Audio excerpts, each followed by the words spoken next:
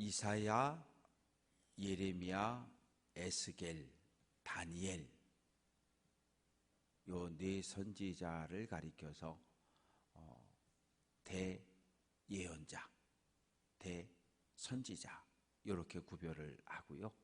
이제 오늘 호세아부터 시작해서 말라기까지 12명의 선지자, 예언자를 소선지자 이렇게 이야기해요. 차이는 뭔가 하면 분량이 많으면 대예언자, 분량이 적으면 소예언자 그런 거예요. 뭐 큰 차이는 없어요. 호세아 하면 우리가 기억하는 성경 구절이 몇 개 있습니다. 여호와를 알자, 힘써 여호와를 알자. 그리고 호세아라고 하는 이 선지자는 북이스라엘에서 활동한 선지자입니다. 선지자들을 놓고 보면 남유다에서 활동한 선지자보다는 북이스라엘에서 활동한 선지자가 훨씬 많아요. 왜냐하면 솔로몬 왕이 죽었습니다. 솔로몬 왕의 죽음은 이스라엘을 남북으로 분단시켜 놨어요. 마치 1945년 8월 15일 해방이 일제로부터의 독립이 남과 북을 갈라버린 것처럼 솔로몬 왕의 죽음이 남북의 분단을 가져옵니다. 그래서 남쪽은 솔로몬의 아들이 다스리는 나라, 북쪽은 여로보암이 다스리는 나라. 그런데 이게 5분의 1이에요. 땅덩이도 남쪽이 이르면 북쪽은 5배가 넓고 인구도 군사도 다 5분의 1 정도입니다. 그런데 하나님께서 분단을 허락하셨단 말이에요. 여로보암에게도 똑같은 말씀을 주셨어요. 하나님을 잘 믿고 율법을 따라 살면 북이스라엘에 복을 주겠다.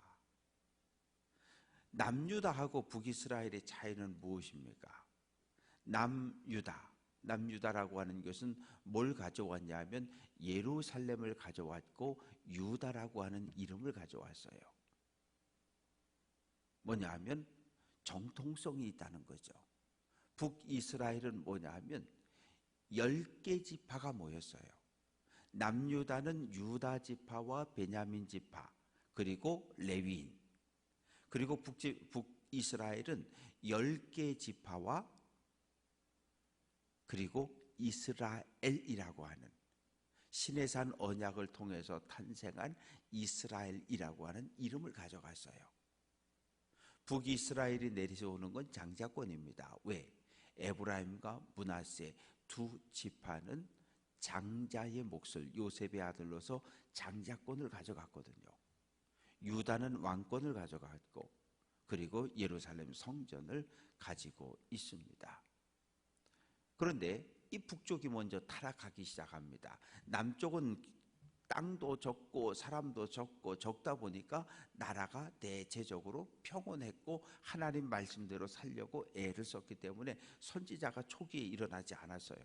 그런데 북쪽은 바알 우상 숭배가 들어왔고 황금 송아지 우상 숭배를 하고 이러다 보니까 북쪽에 예언자들이 많이 나타납니다. 제일 먼저 나타난 것이 엘리야였고 엘리야의 제자였던 엘리사였고 계속해서 북이스라엘이 멸망당할 때까지 예언자들이 등장을 합니다. 오늘 말씀도 보면 여로보암이 이스라엘 왕이 된 시대에 여로보암 2세를 이야기합니다. 북이스라엘을 경제적으로 가장 풍성하게 만들었던 왕이 여로보암 2세예요. 그러나 예언자의 눈으로 볼 땐 가장 낙제점 왕이 여로보암 2세입니다. 왜? 온갖 우상을 다 끌어들인 왕이 여로보암 2세이기 때문에 그래요. 그래서 이 시대에 하나님께서 호세아라고 하는 선지자를 불러 세우십니다. 호세아야, 예 하나님, 너 가서 디블라임에 있는 음란한 여자라고 하는 건 아주 가장 쉽게 표현하면 몸을 파는 매춘부예요. 돈을 받고 몸을 파는 매춘부. 그 지역에서 아주 유명한 소문난 음란한 여자와 결혼을 하라는 거예요. 이거 율법대로 하면 이거 율법에 안 맞는 거거든요. 왜? 예언자 선지자는 제사장 가문이나 레위 지파의 경건한 여성과 결혼을 하게 돼 있는데 하나님이 지금 매춘부 몸 파는 여자하고 결혼을 하라는 거예요. 하나님 이게 말이 됩니까? 그런데 또 기도해 보는데 하나님의 음성을 듣는데 이게 하나님의 말씀이 맞는 거예요. 아니 도대체 하나님 이런 법이 어디 있어요? 이런 법이 어디 있거나 말거나 기도해 보면 하나님의 음성이 맞고 기도해 보면 하나님의 뜻이 맞아요. 하나님의 음성이 분명하고 하나님의 뜻이 분명하니까 선지자는 순종하는 거예요. 내 뜻은 안 하고 싶은 건데 사회적으로 욕먹잖아요. 저 선지자라는 사람이 몸 파는 여자하고 결혼을 한대. 이거 요즘 말로 하면 인터넷이고 9시 뉴스고 난리를 아니겠어요? 그런데 호세아가 기도하고 금식하고 기도하고 몸부림치고 안 한다고 못 한다고 그런데 하라는데 하나님의 음성이 맞는 거예요. 그래서 순종을 합니다. 순종해서 결혼을 해서 자식을 낳았어요.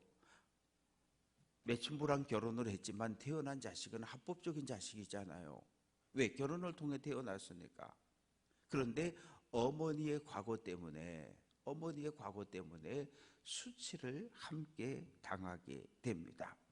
그래서 고멜이라고 하는 여인을 맞이해서 사는데 애를 낳은 거예요. 애를 낳는데 첫째 이름을 하나님께서 지어주셔요. 4절 호세아야 예 하나님 이스르엘이라고 해라.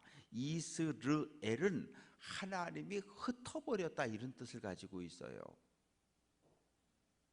하나님이 흩어버렸다. 그리고 11절에도 보면 이스라엘의 날이 클 것이다. 그런데 여기서는 또 조금 의미가 다르게 사용이 되어졌습니다. 하나님이 뿌렸다. 하나님이 심었다. 이런 의미로 이스라엘이 두 가지 의미로 사용이 되어졌는데 하나님이 흩어버렸다. 흩어버렸다는 얘기는 포로로 끌려가게 했다 그런 뜻입니다. 그래서 하나님께서 4절 말씀 보면 조금 후에 내가 이스라엘의 피를 예후의 집에 갚으며 이스라엘 족속의 나라를 패할 것입니다. 이게 도대체 무슨 이야기일까요? 하나님이 이 예후의 가문을 심판한다는 거예요. 예후는 어떤 사람인가 하면 장군이었는데 오므리 가문을 박살낸 사람, 오므리 가문의 가장 대표하는 왕이 아합 왕이거든요. 아합 왕의 가문을 절단낸 사람이 예후 장군이에요. 아니 그러면 칭찬을 받아야 되는데 아합 왕의 아내가 이세벨이잖아요. 두로 왕의 딸 바알이라고 하는 신을 이스라엘로 가져온 사람, 이스라엘 전체를 우상 숭배에 빠뜨린 사람이 바로 아합 왕과 그 아내 이세벨이 있는데 이 가문을 절단낸 사람이 바로 예후 장군입니다. 그런데 왜 하나님은 심판한다고 말씀하실까요? 그 이유는 아합의 가문과 이세벨만 죽였으면 칭찬을 받았을 텐데 이 아합 왕의 아들이 있었는데 그 아들의 이름이 그 요람입니다. 요람인데 그 요람이 아람하고 전쟁을 하다가 부상을 입었어요. 부상을 입었을 때 남유다에 누가 왕후를 하고 있었냐 하면 아합과 이세벨의 딸 아달랴가 남유다로 시집을 가서 왕비가 된 거예요. 그 남편이 아하시아라고 하는 왕입니다. 이 왕이 요람하고는 어떻게 돼요? 이 요람하고는 처남 이런 관계가 되니까 전쟁하다가 부상당해서 병들었다 그러니까 병문안으로 올라갔던 거예요. 병문안을 갔다가 예후가 반란을 일으켜서 요람 왕을 죽이고 이세벨을 죽이고 병문안 왔던 아시아를 죽였고 그 형제 42명을 싹 죽여버렸어요. 그러니까 예후 가문만 절단된 것이 아니라 다윗 왕가의 후손들까지 싹 죽여버렸다고. 그래서 하나님께서 그 책임을, 피에 대한 책임을 물으시는 거예요. 그래서 예후의 집을 심판할 것이다. 그래서 5절 말씀 보면 이스라엘의 활이라고 하는 것은 군대, 무력 이런 걸 힘을 이야기하는데 꺾어 버리시겠다. 두 번째 6절 말씀 보면 고멜이 또 임신하여 딸을 낳았는데 그 이름을 로루하마라 하라. 로루하마, 이 로라고 하는 이 단어는 not 아니라는 말이에요. 아니라는 말이에요. 루하마는 그 긍휼, 자비를 베풀다 이런 의미인데 앞에 로자가 붙어버리니까 자비를 베풀지 않는다, 긍휼을 베풀지 않는다 그런 의미가 되는 거예요.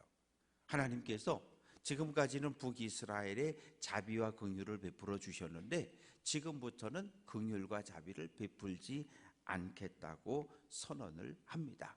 그러나 7절 말씀 보면 그러나 내가 유다 족속을 긍휼히 여겨 그들의 하나님 여호와로 구원하겠다.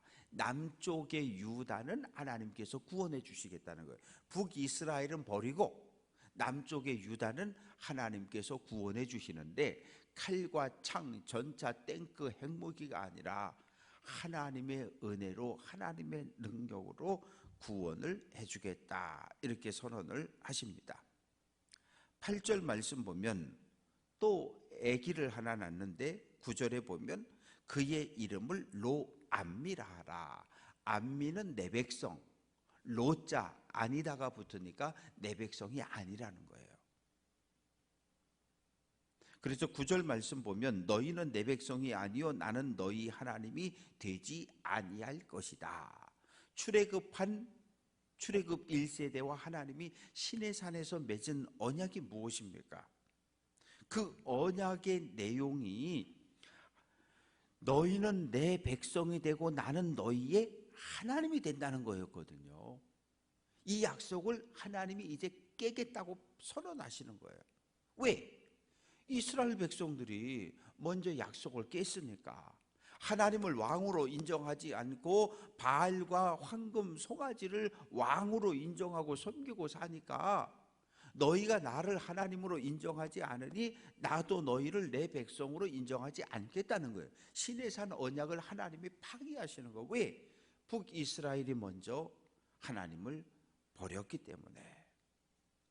그래서 이남 일녀를 낳았는데 그 아이들의 이름 속에 북이스라엘의 미래에 대한 예언이 담겨져 있는 거예요. 하나님이 버리신다는 거예요. 흩어버리신다는 거예요. 아수르의 포로로 끌려가게 만들고 그리고 자비를 베풀지 않고 더 이상 내 백성이 아니라고 하나님께서 선언을 합니다. 그러나 10절, 11절 말씀 속에 보면 놀라운 은혜의 말씀이 기록이 되어져 있어요. 11절 이스라엘 자손의 수가 바닷가에 모래같이 되어서 헤아릴 수도 없고 셀 수도 없을 것이다. 이건 누구와 약속을 한 겁니까? 하나님이 아브라함하고 약속한 거예요. 아브라함아, 예 하나님 하늘 좀 봐라. 별 많아요. 그래, 하늘의 별처럼 바닷가의 모래알처럼 너희 후손이 많아지게 할 것이다. 하나님이 북이스라엘 10개 지파와 맺은 약속은 깨버리셨지만 아브라함과 이삭과 야곱과 맺었던 그 언약을 기억해서 이스라엘을 회복시켜 준다는 거예요. 이 회복은 어디에서 시작됩니까? 주전 722년에 아수르의 침략을 받고 북이스라엘 사마리아가 무너집니다. 그리고 아시리아 땅으로 포로로 끌려가게 되잖아요. 그래서 역사 속에서 북이스라엘이라는 나라는 사라져 버려요. 그러다가 주전 586년에 남유다가 망하고 아수르 땅과 바벨론 땅으로 포로로 잡혀가게 돼요. 그러다가 고레스 왕의 칙령에 의해서 주전 538년 칙령이 내려지고 준비해서 유다로 남유다 예루살렘으로 돌아올 때 유다 지파, 베냐민 지파, 레위 지파만 돌아온 게 아니라 북쪽 이스라엘 10개 지파 사람들 가운데 바벨론 땅에 살고 있던 일부 사람들도 함께 돌아왔다는 거예요. 그래서 12개 지파가 다시 하나님의 백성으로 회복이 되어집니다. 그러나 모두는 아니고 일부만 돌아왔다는 거예요. 그래서 11절 말씀 보면 유다 자손 이스라엘 자손이 함께 모여 한 우두머리를 세우고, 한 우두머리는 스룹바벨 총독을 이야기하고 오늘날에는 메시아를 이야기를 합니다. 왜 하나님은 호세아라고 하는 선지자를 일꾼으로 세우시고 음란한 여인과 결혼을 하게 했을까요? 이제 2장 3장으로 넘어가 보면 하나님의 속 터지는 마음이 잘 표현되어져 있어요. 고멜이라고 하는 이 음란한 여자는 하나님의 사랑을 입고 자비와 용서를 경험했으면서도 또다시 집을 나가서 음란한 행동을 하는 북이스라엘을 상징하고 있고, 호세아는 한 번, 두 번, 세 번 집 나간, 애들을 놔두고 집을 나가버린 그 아내를 찾아가서 몸값을 지불하고 데려오는 하나님을 상징하고 있는 거예요. 호세아는 하나님을 상징하고 있고, 음란한 여자 고멜은 범죄한 북이스라엘을 상징하고 있는 거예요. 그래서 호세아의 가정 속에 하나님의 마음과 북이스라엘의 우상숭배가 함께 드러나고 있는 것을 볼 수 있습니다. 그래서 이 호세아서가 오늘도 우리에게 은혜를 주고 있는 거예요. 우리를 향한 한없는 하나님의 은혜, 한없는 하나님의 은혜를 받아서 하나님의 거룩한 백성이 되었지만 2단과 3단, 4단, 사이비, 거짓교사 유혹에 넘어가 교회를 떠나고 믿음을 팔고 그리고 하나님을 배역하는 악한 우리들의 모습이 비교되고 있는 겁니다. 바라고 소망하는 것은 오늘도 나는 하나님의 은혜를 경험한, 자비와 긍휼을 경험한 거룩한 하나님의 백성인 것을 기억하고 믿음의 길을 잘 달려갈 수 있는 귀한 성도들 될 수 있기를 주님의 이름으로 축원합니다.